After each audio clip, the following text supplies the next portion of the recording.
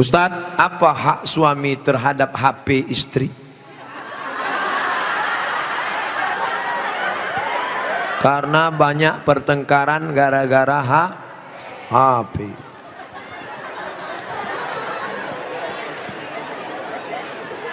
Lima hak ibu terhadap bapak.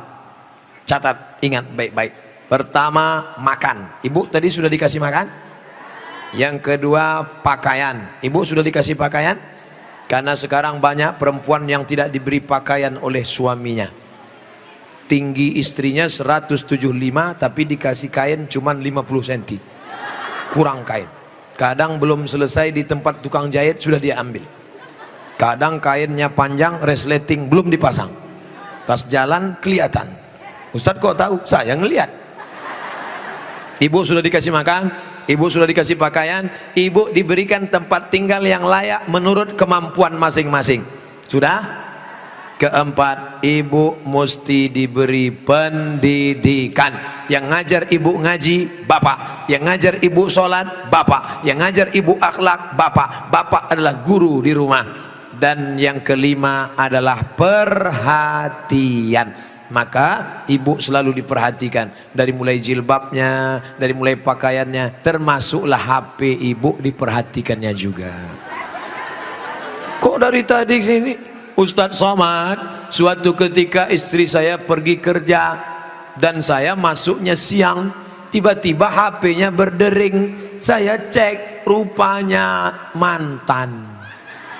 Dia cari lagi di FB dan mereka sudah jalan-jalan, Pak Ustadz.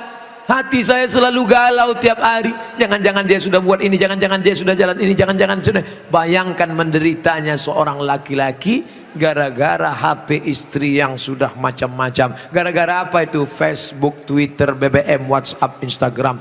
Oleh sebab itu jaga ini. Masalah HP ini jaga baik-baik. Nah, ini Ustaz Somad gak enak. Selalunya HP perempuan aja. Oke, sekarang kita balik. Bagaimana dengan HP bapak-bapak yang lebih banyak perhatiannya ke HP, yang kata-katanya merayu, menggoda? Oleh sebab itu ini mesti dijaga. Kalau tidak, duduk bersama bapak sama ibu, duduk, HP-nya buat baliho besar-besar, judulnya mau dibawa kemana hubungan ini, atau buat besar-besar, jangan ada HP di antara kita. Saya mau nanya Pak Ustadz, gimana caranya mengelola keuangan keluarga secara islami jika suami istri bekerja? Ar-rijal, lagi-lagi Al-Quran. Semuanya yang menyelesaikan masalah ini Al-Quran. Ar-rijalu qawwamuna 'alan nisa. Laki-laki menjadi pemimpin bagi perempuan. Bima anfaqu min amwalihim, karena mereka mengeluarkan nafkah biaya belanja. Makanya harta warisan laki-laki dapat 2 kali bagian perempuan. Ibu kalau 25, bapak dapat 50. Ibu kalau dapat 50, bapak dapat 100. Kenapa? Karena yang menanggung biaya pernikahan mahar bapak, yang menanggung sekolah anak bapak. Sekarang ibu memang anak orang kaya, punya ruko 2, rumah batu jendela kaca, punya bapak yang sudah sakit asma 2 hari lagi meninggal. Kaya. Si bapak juga punya duit yang sama. Bapak punya duit, ibu punya duit, menikah. Apa beda duit bapak dengan duit ibu? Dalam duit bapak ada hak ibu, tapi dalam duit ibu tidak ada hak bapak.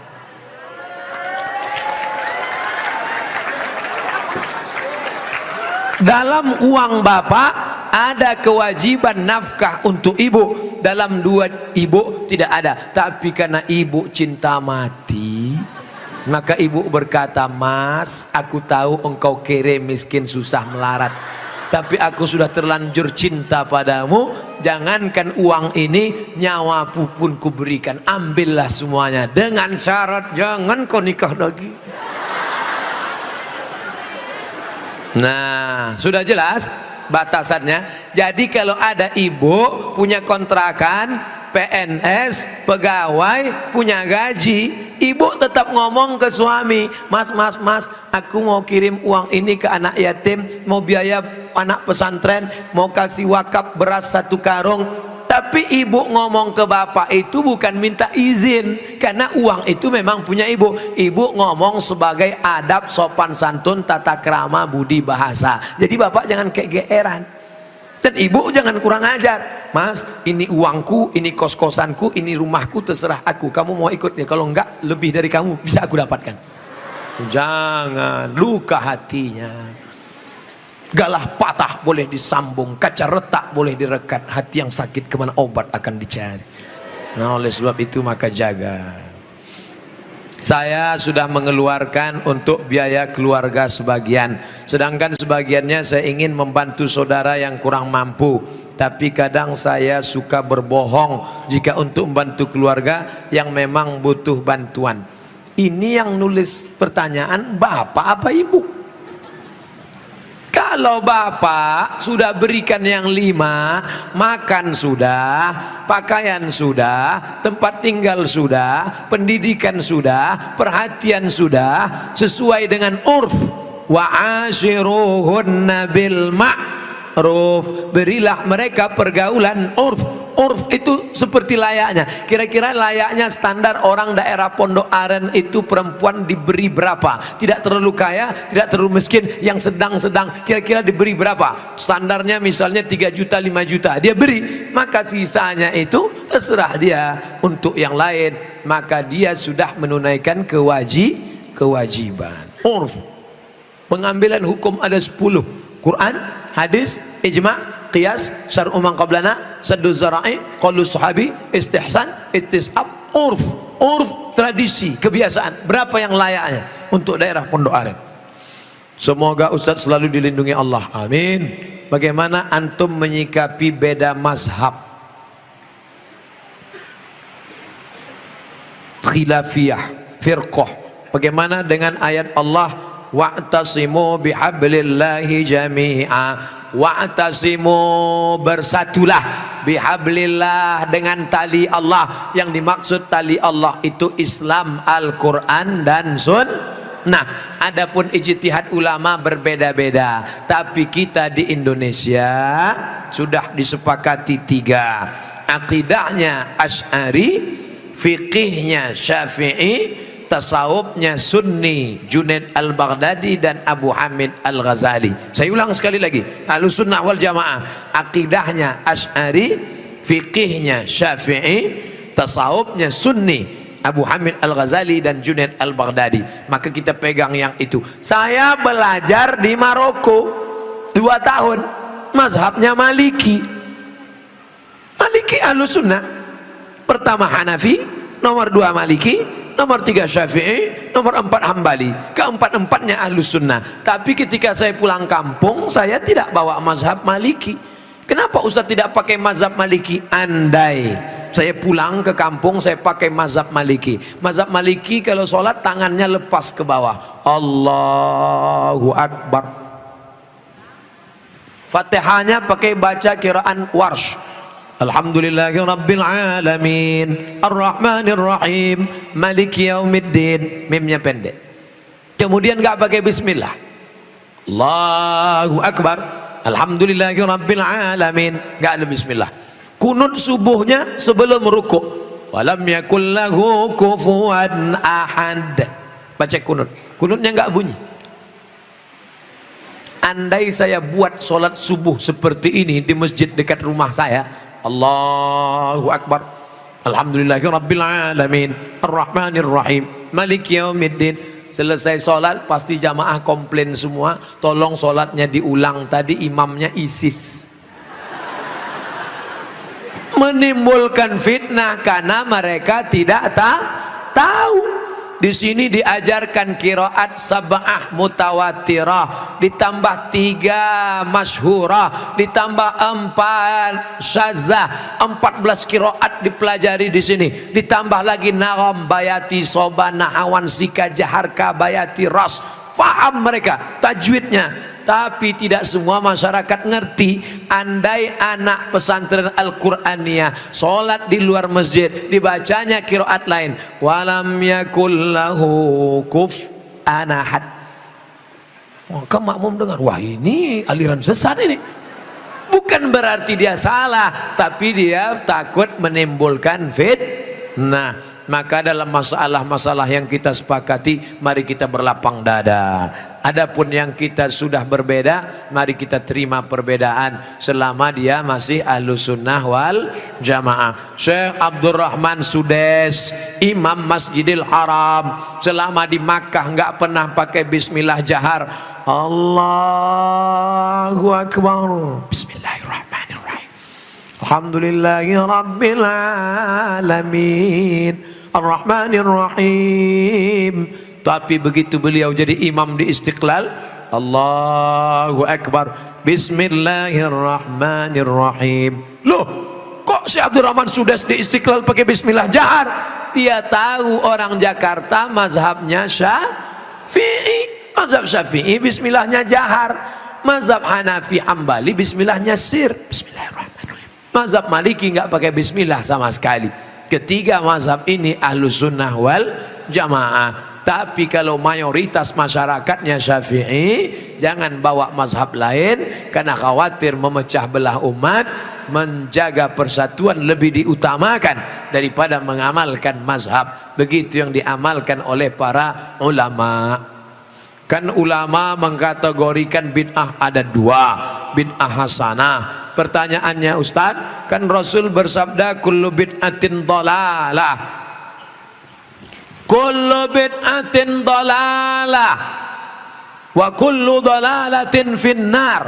Hadis ini kata Imam Nawawi hadisnya umum, hadis umum. Tolong belikan saya ayam, tolong belikan saya ayam. Ayamnya umum, ayam penyet, ayam patah, ayam pop, ayam sungsang, ayam fried chicken, ayam panggang, ayam bakar, ayam kampung, ayam hutan. Ayam apa?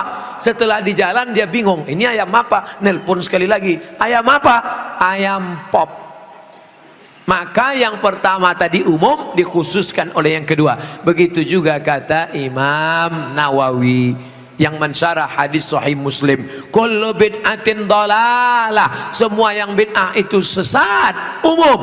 Tapi kemudian dikhususkan oleh hadis, man sanna fil islami sunnatan hasanatan, siapa yang membuat tradisi yang baik, falahu ajruha, dia dapat pahalanya, wa ajru man amila biha, dan orang lain yang melakukannya selama tidak bertentangan dengan Quran dan Sunnah. Nah, sekarang ada orang mendefinisikan bid'ah hanya dengan 5 jari. Kalau tidak dilakukan Nabi, bid'ah. Kalau sudah bid'ah, masuk neraka. Kalau begitu pembahasannya, nanti kamu bisa memasukkan sahabat Nabi dalam neraka. Contohnya, ada sahabat Nabi yang sholat dari Isya sampai subuh ayatnya kul huwallah. Walil maghdubi alaihim waladdallin amin. Kul huwallahu ahad Allahu samad. Rakaat kedua kul huwallahu ahad Allahu samad. Rakaat berikutnya kul huwallahu ahad Allahu samad. Rakaat berikutnya kul huwallah. Itu pernah enggak dibuat Nabi? Enggak pernah. Kalau dipakai definisi, kalau enggak dibuat Nabi bid'ah, berarti sholat pakai kul huwallah dari Isya sampai subuh bid'ah, masuk neraka. Nama sahabat Nabi yang sholat begitu siapa? Qatadah bin Nu'man dalam kitab hadis Musnad Ahmad bin Hambal. Tapi perbuatan itu dibenarkan Nabi, sunnah takririyah. Oke, itu Nabi masih hidup. Bagaimana dengan Abu Hurairah? Abu Hurairah sebelum tidur malam menyimpul tali 2000 simpul tali dipakai bertasbih sebelum tidur malam. Subhanallah, subhanallah, subhanallah, subhanallah, subhanallah. Ada diajarkan Nabi, hai orang-orang beriman, sebelum kau tidur malam ambil tali jemuran, buat 2000 simpul, sebelum tidur petik 2000. Ada? Tidak ada. Jadi kalau didefinisikan, kalau tidak dibuat Nabi bid'ah, engkau sudah memasukkan sahabat Nabi ke dalam neraka, karena definisi yang singkat, yang pendek, pemiskinan. Oleh sebab itu ulama faham, sudah saya tulis lengkap dengan dalil-dalilnya, 444 halaman terkait masalah bid'ah. Tidak semudah itu saudaraku. Ada namanya Imam Ibnu Taimiyah. Imam Ibnu Taimiyah kalau selesai sholat subuh dia tidak keluar masjid, dia melihat ke atas membaca Al-Fatihah sampai terbit matahari. Bismillahirrahmanirrahim, alhamdulillah rabbil alamin, arrahmanirrahim, maliki yaumiddin, iyyaka na'budu wa iyyaka nasta'in, sampai terbit matahari. Itu tidak pernah dilakukan Nabi. Kalau dipakai definisi, kalau tidak dilakukan Nabi bid'ah, berarti Ibnu Taimiyah sudah membuat bid'ah karena membaca Al-Fatihah dari sejak sholat subuh sampai terbit matahari.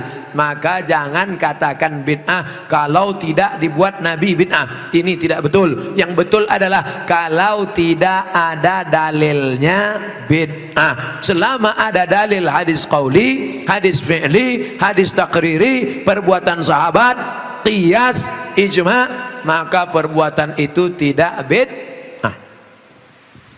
Bagaimana pandangan Ustadz dengan laki-laki yang berambut panjang? Apakah itu termasuk menyerupai perempuan? Saya belajar ke salah seorang syekh, ketika itu ada yang nanya, "Syekh, apa betul Nabi Muhammad itu rambutnya panjang?" Maka syekh menjawab, Nabi Muhammad itu tinggalnya di gurun pasir. Gurun pasir itu cuacanya panas.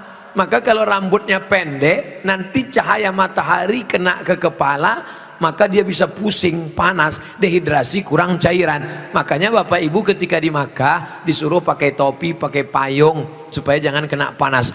Nabi kepalanya ditutup dengan 3. Yang pertama rambutnya. Rambut Nabi itu dari depan panjang sampai ke belakang. Yang kedua ditutup dengan qalansuah, topi. Setelah itu ditutup dengan imamah sorban. Kalau di atas kepala dililitkan namanya imamah. Kalau diletakkan di tengkuk namanya burdah. Kalau diletakkan di kepala seperti kerudung namanya ghutrah, bukan serben. Jadi Nabi kepalanya ditutupi dengan 3. Pertama rambutnya panjang sampai ke tengkuk, dari depan ini sampai ke tengkuk segini, tebal. Yang kedua qalansuah, kain penutup. Setelah itu baru sorban. Maka kita pun, kami pun ketika kuliah dulu di Arab pakai sorban. Pakai untuk apa? Supaya jangan kena panas terik. Musim dingin di bawah derajat 0, 5 derajat, 10 derajat, di bawah 0 dingin. Maka kepala juga ditutup pakai sorban. Sekarang kenapa Ustaz nggak pakai sorban? Saya sekarang kepanasan. Tapi saya tidak menyalahkan para habaib pakai sorban. Mereka mengikuti sunnah Nabi Muhammad sallallahu alaihi wasallam. Nah, jadi kalau ada laki-laki berambut panjang, tapi rasanya di tempat kita rambut panjang bukan untuk menutup kepala biar supaya jangan panas. Justru tempat kita makin rambut panjang makin kepanasan, ketombe. Jadi kira-kira rambut panjangnya kenapa? Kenapa rambut panjang? Ini. Tapi tidak semua yang berambut panjang itu karena mengikuti perempuan. Jadi tidak bisa kita hukum serta-merta kalau rambut panjang LGBT. Enggak.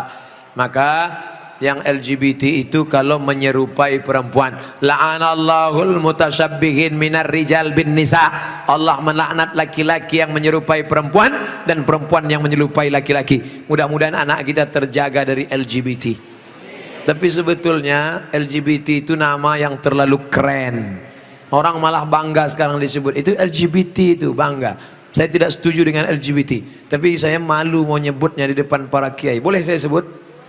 Jangan sebut LGBT. Buat sebut nama yang mengejek, merendahkan, menghinakan. Apa namanya? PLT, penyuka lobang tai. Itu yang cocok bagi mereka. Kotor, najis. Zaman Nabi LGBT ini hukumannya man wajadtumuhu ya'malu amala qaumi Lut. Kalau kamu menangkap ada orang yang melakukan perbuatan Nabi Lut, faqtulul fa'il wal maf'ul, pancung kepalanya, hukum mati. Untung dia hidup bukan zaman Nabi Muhammad. Kalau hidup zaman Nabi habis, selesai. Bapak Ibu yang dimuliakan Allah Subhanahu wa taala. Ustaz berani ngomong gini apa enggak takut nanti ditangkap bencong? Ngapain takut? Banyak yang bela saya. Tapi pas pulang nanti sendirian ngeri juga ini. Insyaallah wa ta'awanu 'alal birri wat taqwa, saling tolong menolong dalam kebaikan dan ketakwaan, wala ta'awanu 'alal itsmi wal udwan. Ingatlah saudaraku, ada satu kampung namanya kaum Sadum. Pernah dengar kata Sadum? Dari kata sadum inilah muncul istilah sodomi. Sodomi artinya perbuatan orang sadum, umat Nabi Lut. Bagaimana hukuman Allah? Ja'alna 'aliyaha safilaha. Bagian atas kami turunkan ke bawah, bagian bawah naikkan ke atasnya. Lalu kemudian amtarna alaihim, kami hujani mereka dengan apa? Hijaratan, batu-batu, min sijilin mandud, dari batu tanah liat yang dibakar di api neraka. Itulah sekarang di Yordania, tempatnya bernama Al-Bahrul Mayyit, bahru laut, mayit mati, Dead Sea, dead mati, sea laut, Dead Sea laut laut mati. Kenapa disebut laut mati? Karena airnya terlampau asin sampai ikan pun tidak bisa hidup di dalam. Orang kalau pergi ke laut mati ngapung di atas karena kadar garam yang tinggi. Nah, siapa yang punya kadas, kurap, kudis, gatal-gatal, mandi di situ sembuh. Di Yordania. Bapak Ibu yang dimuliakan Allah Subhanahu wa taala, Pompei salah satu kampung yang diisi oleh homo. Lalu kemudian datang lahar dari bukit turun ke bawah, rata dengan tanah, sampai mereka berubah menjadi patung-patung batu karena ditimpa oleh lahar. Tidak sempat merubah ekspresi wajah. Ekspresi wajah orang homo yang mati dalam keadaan melakukan hubungan seksual terlarang tak sempat merubah dari wajah kesakitan dengan wajah penderitaan. Begitu yang dialami masyarakat Pompei. Oleh sebab itu kita berdakwah mengajak bukan karena benci tapi karena ingin menyelamatkan supaya kita selamat. La ta'murunna bil ma'ruf, ajak mereka berbuat baik, wala tanhauna 'anil munkar, larang mereka jangan sampai melakukan perbuatan mungkar. Kalau kamu diam saja, aku tidak khawatir, kata Sayyidina Ali, aku tidak khawatir tentang betul dan batil, batil dan betul, karena dunia ini isinya betul dan batil. Yang aku khawatirkan adalah ketika kebatilan merajalela, orang yang betul diam. Karena orang betul diam, maka orang batil menyangka betul, yang betul menyangka batil, batil betul, betul batil. Orang yang betul diam, ibu yang betul diam, bapak yang betul diam, yang batil berkuar. Akhirnya yang batil merasa betul, orang yang betul diam 1000 bahasa. As-sakitu anil haq syaitan akhras. Orang yang betul tapi diam melihat kebenaran diinjak-injak, dia adalah syaitan akhras, setan bisu. Begitu kata Imam Abu Ali Ad-Daqqaq yang dikutip oleh Imam An-Nawawi dalam kitab Al-Minhaj Syarah Sahih Muslim Ibn Al-Hajjaj. Maka bersuaralah saudaraku, anak-anak muda, lawan kemungkaran ini. Terus berperang dengan HP-mu. HP-mu adalah senjata, bukan menebarkan kebencian, bukan menebarkan hoax, tapi dalam rangka watawasau bil haq watawasau bis sabr. Allahu akbar. Itulah kaji kita pada malam hari ini. Tausiah sudah 60 menit, menjawab pertanyaan 30 menit. Pas setengah 11, dari jam 9, 10, setengah 11 kita lanjutkan dengan membaca doa ala hazihin niyah al-fatihah.